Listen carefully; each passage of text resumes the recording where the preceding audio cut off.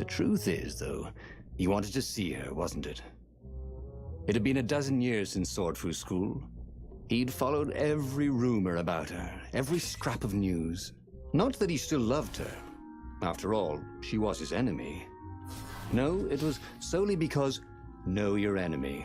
But it would be great to see her. Even if they faced off across sword points, as they'd done so many times at school. The world was a less interesting place without her.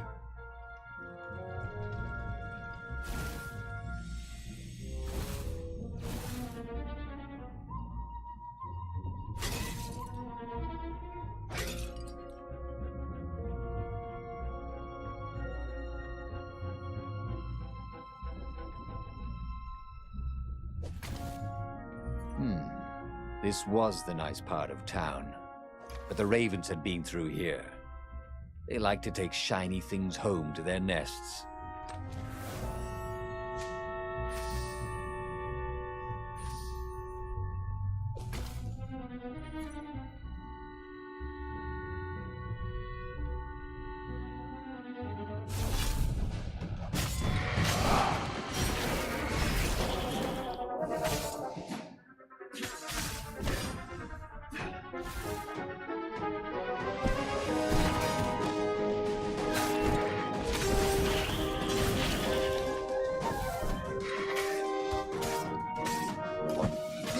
You have.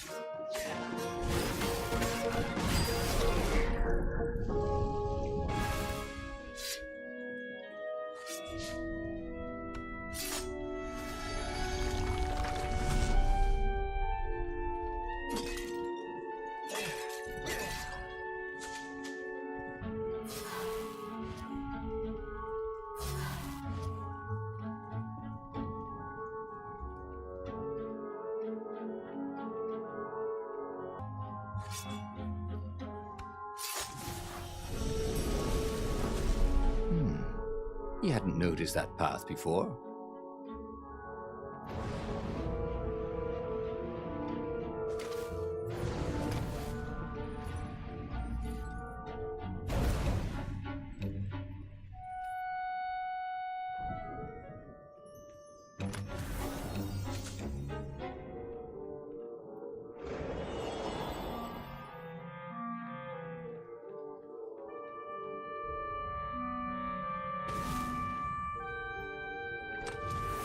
In this chest, there were woodcuts of amazingly beautiful vixens wearing no clothes at all. And something more useful. He couldn't do worse with Zenobia than he'd done with the core, could he?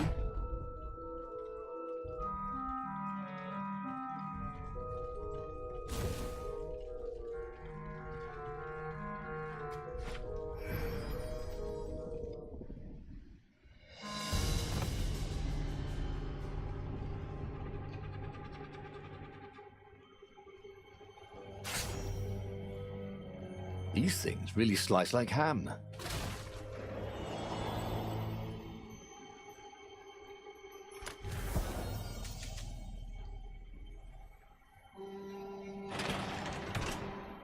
Renato wasn't entirely sure how he was going to capture Zenobia. She'd be expecting him. And he didn't have Lapino to cook up a clever plan. Why was it again that he hadn't got the core? Maybe because the results tended to be disastrous. These streets were familiar.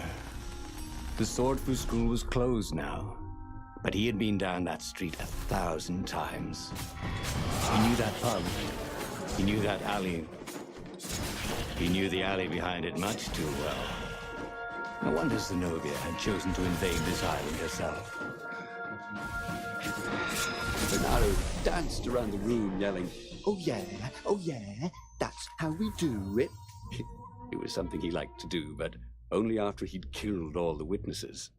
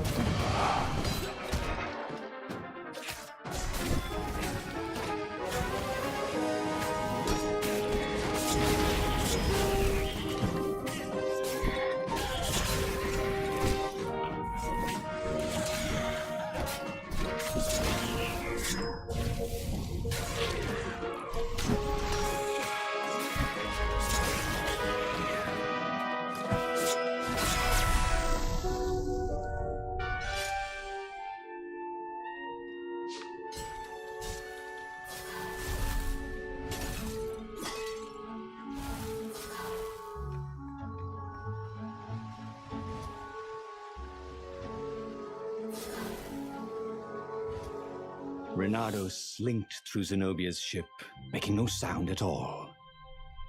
Where were her guards? Finally, he reached her bedroom. She was curled up on her bed. Oh, he'd forgotten how beautiful she was. How sleek, how soft. He tapped her on the shoulder with his sword.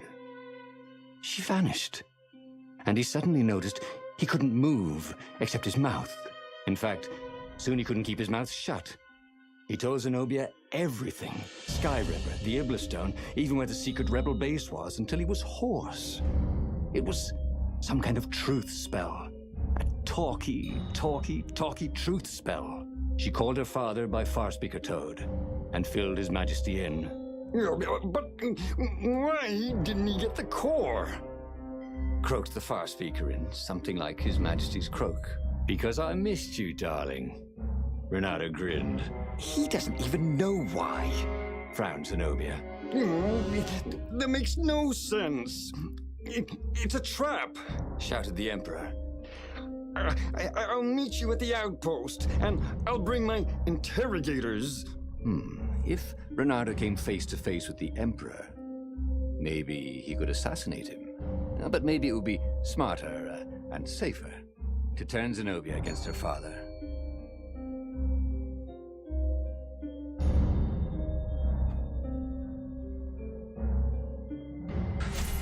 What are you doing? Asked Zenobia.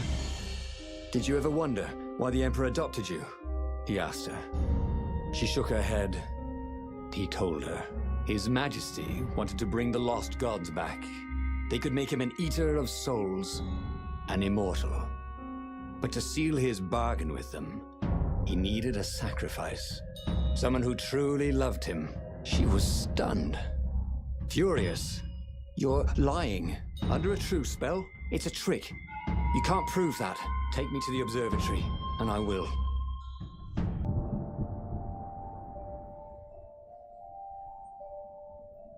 What kind of proof could you possibly have?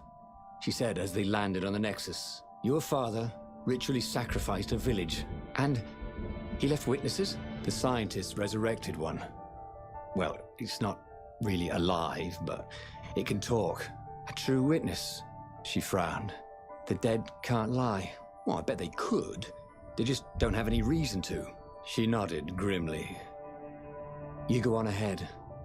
I don't want the Ravens to see me.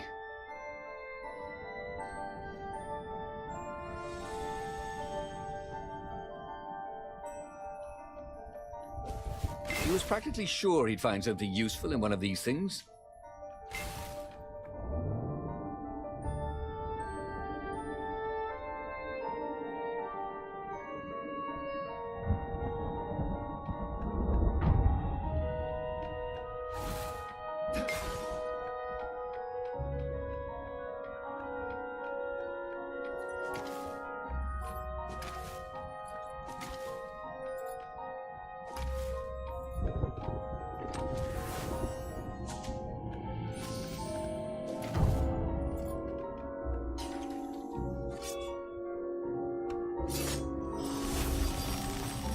There was a pleasant breeze coming through that door. Had it been closed before?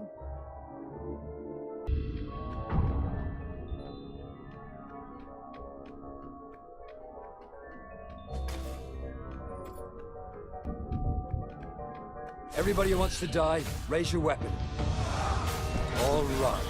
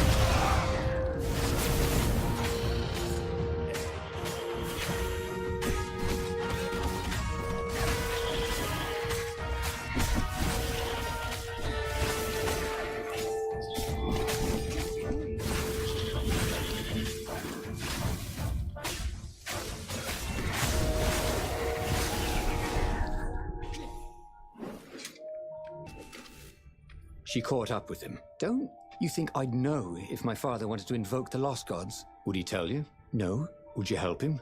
No. I'd burn his books. Why'd he adopt a stray cat?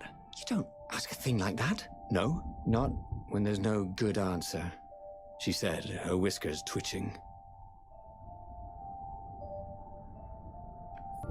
What could he craft with the materials he had? Renato had a pretty good idea, actually.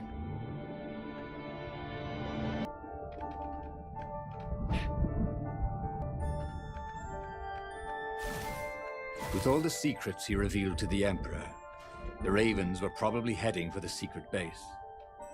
Renato began to wonder if there would be anyone left to save if Zenobia changed sides. There was an engraving. Maximum capacity, 130 people.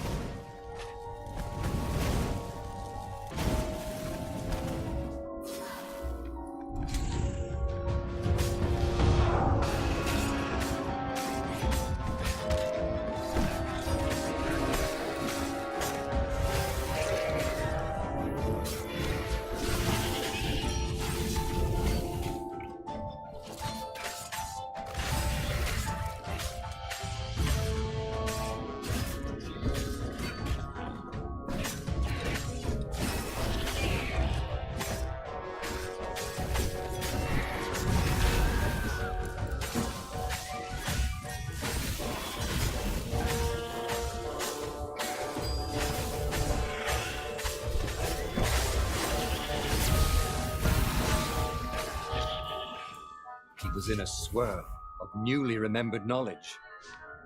He needed to focus.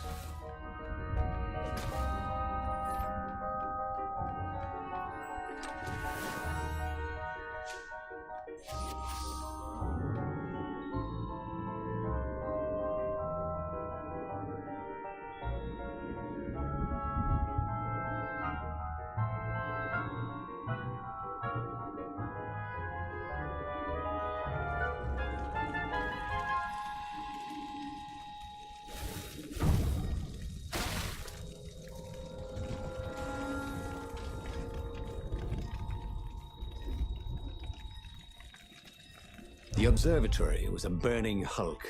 Dead scientists and black feathers everywhere. The Ravens had burned the reanimated witness to cinders. Renato was stunned. There goes my proof. These were scientists, not rebels, Zenobia said, upset. Why would he do this? I don't know. Let's go to the fleet and ask him. Yes. I'll meet you on the mountains. There's something I have to get first. But could he afford to meet her in the mountains? He'd given the Empire the location of the secret rebel base. They would need rescuing.